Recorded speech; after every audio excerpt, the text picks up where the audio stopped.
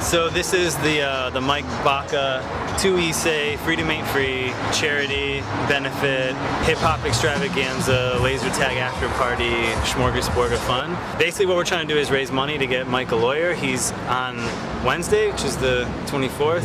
He's going to turn himself in for one charge on graffiti, which is going to be 3 months.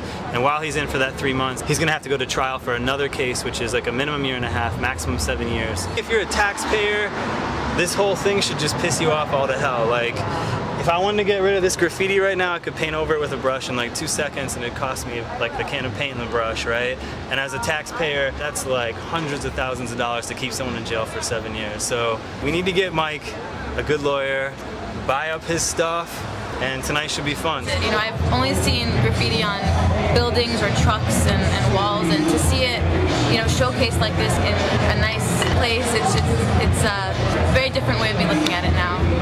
I mean, sure, graffiti is a crime, and we're definitely not arguing for the legalization of graffiti. But, you know, it's not a serious crime. It's certainly not a violent crime. If you look at like how much people spend on products that, you know, street brands like Marc Ecko and labels and things like that are basically capitalizing on this type of art form, right? It's in movies, you know, it's something that's celebrated in pop culture. Swoon's in the MoMA, Banksy's like the biggest artist in the world, and yet at the same time in New York City they've had this like 35-year war against graffiti. And it seems like it's time that, you know, culture just sort of recognizes that this isn't a serious crime and that it deserves a punishment, but a punishment that fits it as a kind of like almost one of those like informal loopholes in our culture where we celebrate lawlessness just a little bit. There are real criminals walking the street. They should do something about that. Mike's special. It's not really hurting anyone.